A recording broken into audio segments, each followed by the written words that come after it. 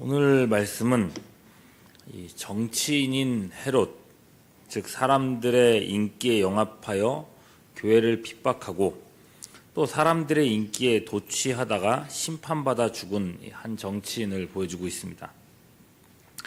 정치인들은요, 대부분 백성들의 인기를 자신의 생명처럼 여깁니다. 정치인인 헤롯도 마찬가지입니다. 기독교인들을 해쳐야 될 이유가 그에게는 아무것도 없었습니다. 유대인들이야 기독교를 유대교의 이단으로 여기고 죽이려고 들었다 하지만은 헤롯은 본인이 유대인도 아니었습니다. 그리스도인들이 나라의 전복을 노리거나 로마로부터 독립운동을 한 것도 아니었기 때문에 그리스도인들이 헤롯 자신에게 아무런 지장을 주지 않았습니다. 그런데도 헤롯이 야고보 사도를 죽이고 또 베드로 사도까지 죽여서 교회를 말살하려고 한 것은 단지 유대 백성들에게 인기를 얻기 위함이었습니다. 그가 교회를 박해할수록 사람들이 좋아하더라는 거죠. 헤롯에게는 그게 중요했습니다. 헤롯은요, 유대인이 아닌 이두메인, 즉 에돔 사람이었습니다. 그가 유대인의 왕이 된 것은 순전히 그의 집안이 로마 황실과 친했기 때문입니다. 유대인 아닌 자가 유대인의 왕이 되었으니 유대인들이 좋아할 리가 없죠. 이건 마치 일본인 어떤 사람이 미국의 재가를 받아서 한국의 대통령이 된 꼴입니다. 만일에 그렇다면 여러분들 어떠시겠습니까? 헤롯이 인기가 없는 이유가 바로 이겁니다. 인기 없어도 왕이니까 상관없다, 그럴 수가 없습니다. 비록 식민지이긴 하지만은 유대 지역에서 폭동이 일어나게 되면 그 책임은 헤롯 역시도 감당해야 되는 것입니다. 어쨌거나 유대인들에게 잘 보여야 자신이 왕직을 잘 유지할 수 있게 된다는 거죠.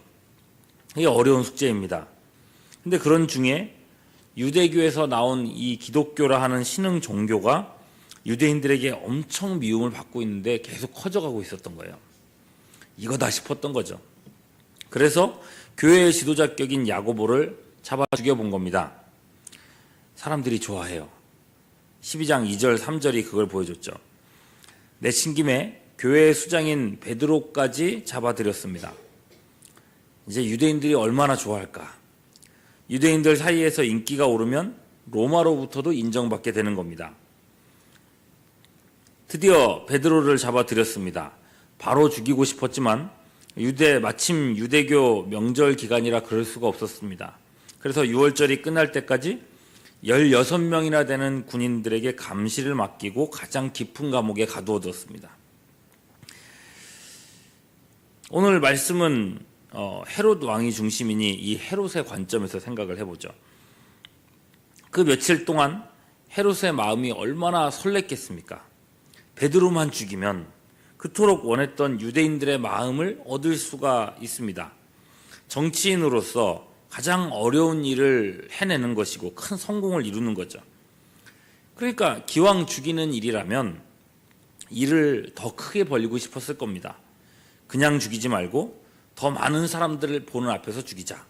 그래, 원형 경기장에서 죽이면 사람들이 얼마나 열광을 할까? 어떻게 죽이면 사람들이 더 좋아할까? 이런 고민들입니다. 그 정도였다면요, 베드로를 죽인다, 너희들이 원하는 그 베드로를 죽이는 일을 우리가 한다, 이렇게 얼마나 광고를 했겠습니까? 모일 6월절 마치는 그 시간에 기독 이단의 괴수 베드로를 처형한다. 그 말에 온 유대 성도가 벌써부터 술렁거렸습니다. 이런 상황을 11절은 이렇게 표현합니다. 헤롯의 성과 유대의 백성이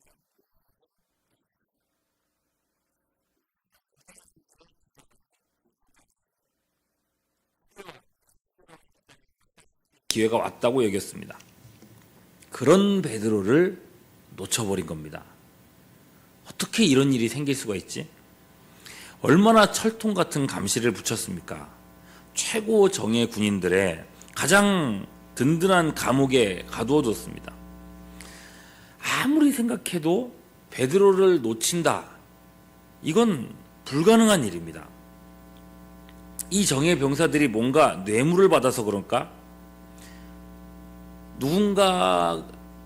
누군가에게 돈으로 매수됐을까? 물론 그럴 수가 없죠. 돈 얼마 때문에 베드로를 놓을 수 없다는 걸 본인 자신도 너무 잘 알고 있습니다. 왜냐하면 고대 사회에서 감시병이요, 자기가 맡은 포로를 놓치면 자기 목숨으로 대신해야 됐기 때문입니다. 돈 얼마 때문에, 얼마를 줄지 모르겠지만 그 얼마 때문에 내 목숨을 버린다? 그런 어리석은 사람이 어디 있겠습니까? 그것도 16명이요. 믿을 만한 사람. 그런데도 그가 도망갔다는 겁니다. 도저히 이해할 수가 없습니다. 그래서 일단 바로 그 군인들을 죽이진 않고요. 베드로 찾아내라고 채근했습니다. 하지만 베드로는 어딘가 숨은 뒤였습니다. 기대했던 백성들이 얼마나 실망했을까요? 야고보를 죽였을 때까지만 해도 좋아했던 여론이 순식간에 돌아서 버렸습니다. 아마 야고보를 죽이기 전보다 더 싸늘해졌을 겁니다. 우리를 놀리는가? 헤롯으로서는 견딜 수가 없었습니다. 이유가 어떻게 되었든 간에, 내가 납득을 하든 못하든 간에 자기를 이렇게 곤란하게 만든 군사들에게 화살을 돌립니다. 16명의 이 군인들을 신문하다 죽여버립니다. 여러분, 정치인의 안하무인과 잔혹성을 여실히 보여주죠. 군인들의 정황이나 상황은 전혀 고려하지 않습니다. 뭔가 신기한 일이 벌어진 게 틀림없습니다. 하지만 그건 고려될 대상이 아닙니다. 이 사람들 때문에 자기가 유대인들에게 망신을 당하게 됐습니다. 전날까지 있었던 기대가 실망으로 끝났습니다. 군인들을 신문하고 죽인 것은 그들의 책임을 묻기보다는 기분풀이 희생양에 불과했습니다. 정치인은 인기 떨어지면 아무것도 아니라 그랬죠. 헤롯도 마찬가지였습니다. 죽이기로 공언했던 베드로를 놓치고 유대인들 앞에 할 말이 없습니다. 더 이상 유대 이 지역에 남아있기도 껄끄러웠습니다. 자칫 실망한 유대인들이 폭동을 일으킬 수도 있었습니다. 한동안 얼굴 안 보이는 게 상책입니다. 결국 당분간은 이 바닷가 지역인 가이사랴로 가 있을 수밖에 없었습니다. 헤롯의 기분이 대단히 상해 있습니다. 정치적으로 크나큰 타격을 입었습니다. 어떻게 회복해야 되나 고심을 하고 있어요. 바로 그럴 때에 두로와 시돈 사람들이 헤롯에게 화친을 요청했습니다. 20절에도 나오지만요. 이전부터 두로 시돈 사람들과 헤롯은 사이가 좋지 못했던 것 같습니다.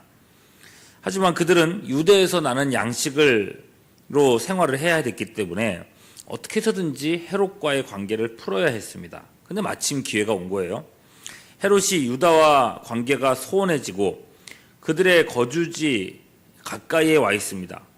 그래서 연줄 닿는 사람을 통해서 헤롯과의 화친 자리를 마련했습니다. 이건 헤롯에게도 나쁘지 않은 제안입니다. 서로의 필요에 따라서 헤롯은 그들의 단상에 올라가서 연설을 했습니다. 연설의 내용이 무엇인가?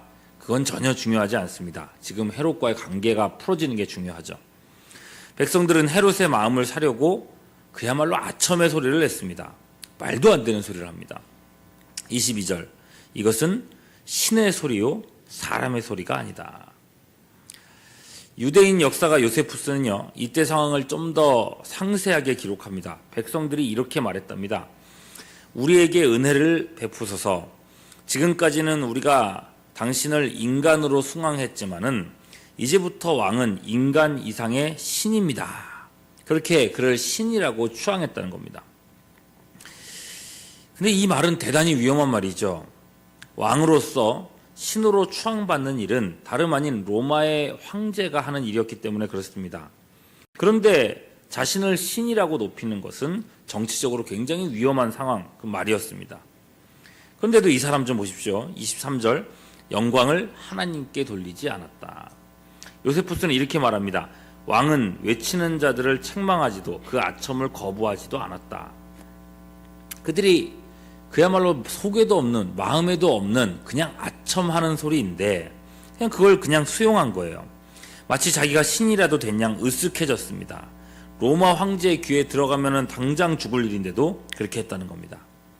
그런데 로마 황제 이전에 유일하신 하나님께서 먼저 움직이셨습니다. 지극히 정치적인 논리로 아무런 잘못이 없는 기독교인들을 말살하려고 했던 그야말로 적그리스도 아닙니까? 네가 하늘에까지 높아지겠느냐? 음부에까지 낮아지리라. 마침내 하나님은 그를 심판하셨습니다. 말씀에서는요, 그가 벌레에게 먹혀서 죽었다라고 되어 있습니다. 요세푸스는 왕은 죽기 전 5일 동안 극심한 복통으로 고생했다 이렇게 적어놨습니다. 물론 그냥 배 아파 죽은 걸 두고 벌레에게 먹혀 죽었다 이렇게 말하기에는 어려움이 있습니다.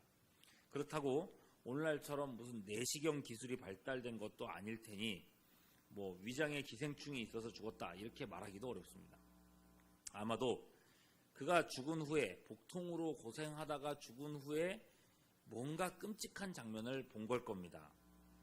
하나님의 심판이구나 라고 말할 수밖에 없을 정도로 끔찍한 뭔가를 본 거죠. 속에서 뭐가 나왔다거나 그런 게 있었겠죠. 인기에 영합하여 교회를 대적하고 하나님의 말씀을 거스르는 정치와 권세는 결국 적그리스도의 반열에 설 수밖에 없습니다. 성경을 보아 알지만 적그리스도의 마지막은 항상 멸망일 뿐입니다. 반면 24절 보십시오. 결국 바람 앞에 촛불처럼 위태했던 교회는 살아남았습니다. 그저 살아남은 것뿐만 아니라 흥왕하여 더해갔습니다. 오늘 말씀을 통해서 확인할 수 있는 건 이겁니다. 정치에서 물론 사람의 표와 인기가 중요하지만 오로지 사람의 여론에만 휘둘리는 것은 망하는 최고 빠른 지름길이라는 것입니다. 물론 정치인들이 예수님을 믿지 않을 수도 있습니다. 신앙이 없을 수도 있습니다. 그러나 성경의 원칙을 거스르며 교회를 탄압하는 정책을 일삼는다면 그 정권이나 권세자들은 그 정권을 세워주신 하나님의 심판을 자초하게 되는 것입니다. 현 정권이나 이전 정권이나 마찬가지입니다. 보수나 진보나 다르지 않습니다. 종교개혁자들의 관점에서 권력기관은요, 신불신을 떠나서 교회를 보호하도록 세우신 하나님의 도구입니다. 그 역할을 잘하면 성공한 정권이 될 것이고 그렇지 못하면 무너지고 말 겁니다. 교회인 우리들은요, 좌우 진영 논리에 흔들려서는 안 되겠습니다. 어떤 정권이든 누가 권세를 잡았든 그들이 대중의 인기에 영합하여 성경의 원칙을 거스르는 악법을 만들지 않도록, 교회를 탄압하는 자리에 서지 않도록, 그렇게 마침내는 성공하는 권세자들이 되도록 기도하는 것이 성도가 해야 될 일주랍니다. 그게 또한 우리가 나라의 백성으로서 잘 사는 길이기도 하지 않겠습니까? 우리가 어떤 정권을, 어떤 사람들을 지지하든 그 정치는 지나가는 것입니다. 정치인들도 다 지나가는 사람들일 뿐입니다. 그러나 24절의 결론처럼 하나님의 말씀은 흥왕하여 더하여 갈 겁니다. 이것이 오늘까지 이어져 온 역사입니다. 교회 안에서조차도 이 연약한 정치 논리로 성도들이 갈라지는 것은 하나님이 기뻐하시는 일이 결코 아닐 줄 압니다. 성경이 정치 위에 있어야죠. 하나님의 말씀의 기준으로 모든 사상들을 조명해야 되지 않겠습니까? 하나님의 사람으로 부름받은 여러분, 이 말씀의 기준 위에 굳건히 서는 우리 모두가 될 수 있기를 주님의 이름으로 축원합니다. 기도하겠습니다.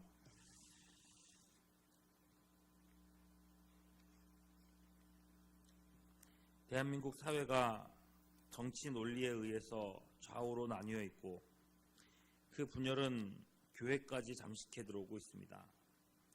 헤롯의 손과 유대 백성의 모든 기대로부터 베드로를, 초대교회를 건지신 주님, 오늘날 우리의 교회를 세속의 사상들로부터 건져주사 오직 하나님의 진리 안에서 모든 성도들이 하나 되게 하시옵고 오히려 말씀의 기준으로 세상의 악을 드러내며 변혁시키도록 우리를 사용하여 주시옵소서.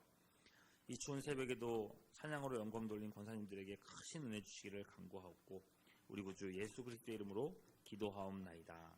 아멘. 지금은 우리 구주 예수 그리스도의 크신 은혜와 거룩하신 하나님 아버지의 극진하신 사랑하심과 성령님의 교통하심이 함께 예배드린 모든 주의 권속들 위에 이제로부터 영원토록 함께 하시옵기를 간절히 축원하옵나이다. 아멘.